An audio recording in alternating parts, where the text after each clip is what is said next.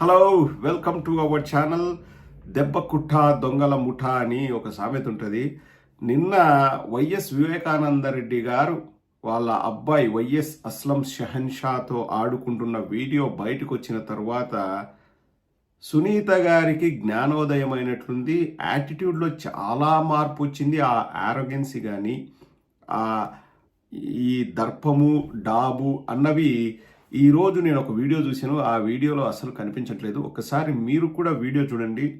సునీత గారు ఏమంటున్నారో మనం కూడా సపోర్ట్ చేద్దాం, కావాలంటే తప్పేం లేదు. ఎందుకంటే మన ఇంటి ఆడబిడ్డని కావాలంటే సపోర్ట్ చేద్దాం. ఒక్కసారి వినండి ఏం మాట్లాడుతున్నారు. అది ఎవరు బయట పెట్టారు, ఎందుకు బయట పెట్టారు? నేను పోరాడేది న్యాయ పోరాటం. వివేకానంద రెడ్డి గారిని ఎందుకు చంపారు, ఎవరు చంపారు అని చూస్తున్నాను. అది బయట పెట్టిన వాళ్ళు ఆయనను అవమానించడానికి ప్రయత్నిస్తున్నారు. చనిపోయిన అతను దానికి సంజాయిషి చెప్పుకోలేని పరిస్థితుల్లో అతన్ని అవమానించే పరిస్థితికి తెస్తున్న వాళ్ళకి ప్రజలే సరిగ్గా బుద్ధి చెప్తారు. ఆవిడ న్యాయం కోసం పోరాడుతుంటే ఇటువంటివి ఎందుకు లీక్ చేస్తారు అని చెప్పేసి ప్రజలే వాళ్ళకు బుద్ధి చెప్తారు అన్నట్లు మాట్లాడుతుంది. వివేకానంద రెడ్డి గారిని అవమానించినట్లంట. రెండోది చాలా చాలా మంచి పాయింట్ ఒకటి చెప్పింది. వివేకానంద రెడ్డి గారు బతికిలేరు, అటువంటి వ్యక్తి సంజాయిషి ఇచ్చుకోలేనప్పుడు ఆయన వీడియోని ఎలా రిలీజ్ చేస్తారు అన్న. ఇక్కడ వీడియో రిలీజ్ చేసింది వివేకానంద రెడ్డి గారిని బద్నాం చేయడానికో లేకపోతే మిమ్మల్ని ఇరుకుడు పెట్టడానికో కాదు. సునీత గారు, నోరు మంచిదైతే ఊరు మంచిదవుతుంది. మీరు మొన్న ప్రెస్ మీట్ పెట్టి పవర్ పాయింట్ ప్రజెంటేషన్ ఇస్తూ ఏం చెప్పారు? ఐ హ్యావ్ నో ఐడియా అన్నారు. ఆ చిన్న పిల్లవాడు ఎవడో తెలియదు అన్నట్లు మీరు మాట్లాడారు. అసలు అటువంటి పిల్లవాడే లేడు, అదంతా రూమర్స్ అన్నీ మీరు వాంగ్మూలం కూడా ఇచ్చారు. దానికోసం బయట పెట్టారు. ఇప్పుడు మీరు ఆ పిల్లవాడు ఉన్నాడని చెప్పినా ఈ వీడియో బయటకు వచ్చేది కాదు. లేకపోతే ఆ పిల్లవాడు ఉన్నాడని నాకు తెలుసు, అయినా నేను ఆ విషయం గురించి నేను మాట్లాడదలుచుకోలేదు అని చెప్పినా ఇది బయటకు వచ్చేది కాదు.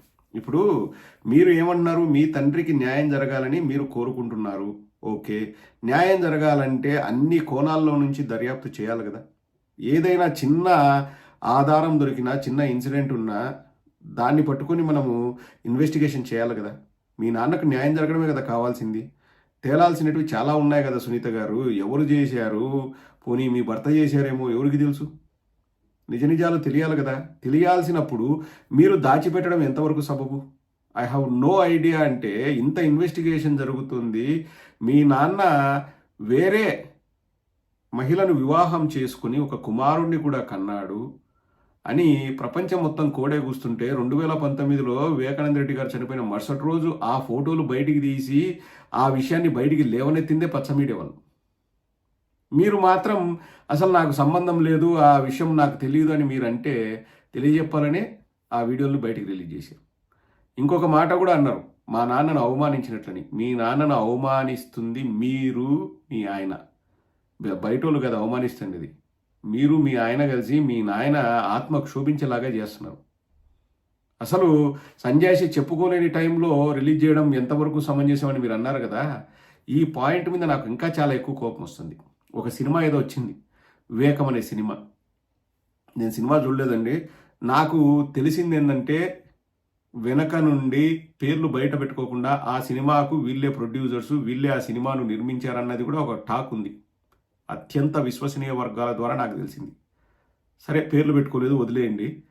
వివేకానంద రెడ్డి గారి గురించి అందులో చెప్పినటువన్నీ అబద్ధాలే ఆ సినిమాలో.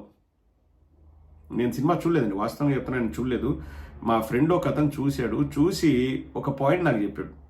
అసలు ఫస్ట్లో అంట వివేకానంద రెడ్డి గారు సోనియా గాంధీకి మాటిస్తాంట నేను పోటీ చేస్తాను.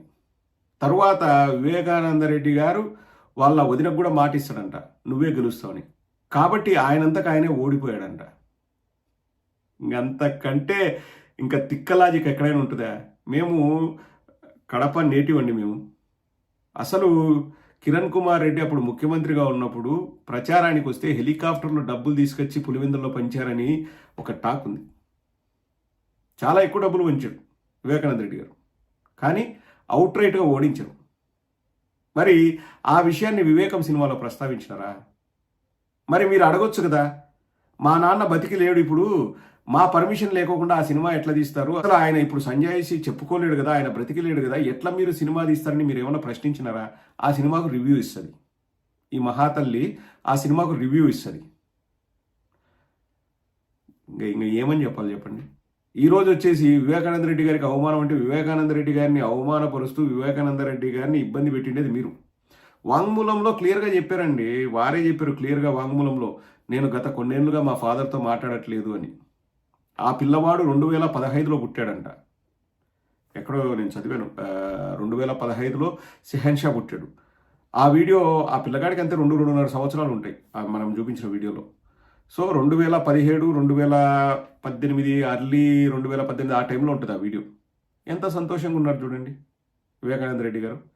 ఆ టైంలో సునీతమ్మ వీళ్ళెవరూ మాట్లాడట్లేదు. ఆమె వాంగ్మూలంలో చెప్పింది, నేను మా నాన్నతో మాట్లాడలేదు, ఓన్లీ చనిపోయేదానికి 1 సంవత్సరం ముందు నుంచి మాట్లాడానని. ఖచ్చితంగా ఆ వీడియో ఈ సునీతమ్మ వీళ్ళ ఫ్యామిలీ మొత్తం వివేకానంద రెడ్డి గారిని అవాయిడ్ చేసినప్పుడు ఆయన అక్కడికి వెళ్ళి అక్కడ ఉండేవాడు. క్లియర్గా తెలిసిపోతుంది కదండి, మొత్తం అన్ని డాట్స్ మనం అతికిస్తుంటే చుక్కలన్నీ కలిపితే క్లియర్గా పిక్చర్ వస్తుంది కదా. ఆ టైంలో వీళ్ళు మాట్లాడట్లేదు. ఇంకోటి, ఈవిడే వాంగ్మూలంలో ఏమిచ్చిందంటే, నాకు తెలుసు షమీంకి ఇల్లు, కారు కూడా కొనిచ్చాడు అని.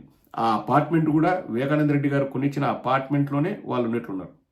ఇక్కడ బయట పెట్టారు అంటున్నారు, ఎవరూ బయట పెట్టలేదు. ఆ వీడియో ఎక్కడి నుంచి వచ్చిందంటే సొంతం వివేకానంద రెడ్డి గారి బాంబర్ది, అంటే 2వ భార్య తమ్ముడు అన్నో వాళ్ళు ఇచ్చారు. అది ఇంకా ఎవరు బయట పెట్టాల్సిన అవసరం ఎవరికుంది చెప్పమ్మా? వాళ్ళ కుటుంబ సభ్యులు, వాళ్ళ ఇంట్లో వివేకానంద రెడ్డి గారు ఉన్నారు, వాళ్ళు వీడియోలు తీసుకున్నారు, అవి వాళ్ళ సొంత ప్రాపర్టీ, వాళ్ళు ఎక్కడైనా రిలీజ్ చేసుకుంటారు, వాళ్ళకి హక్కు ఉంది. ఇప్పుడు న్యాయ పోరాటం మీరు చేస్తున్నారు కదా, న్యాయ పోరాటం చేయాల్సింది ఇంకోటి కూడా ఉంది సునీత గారు.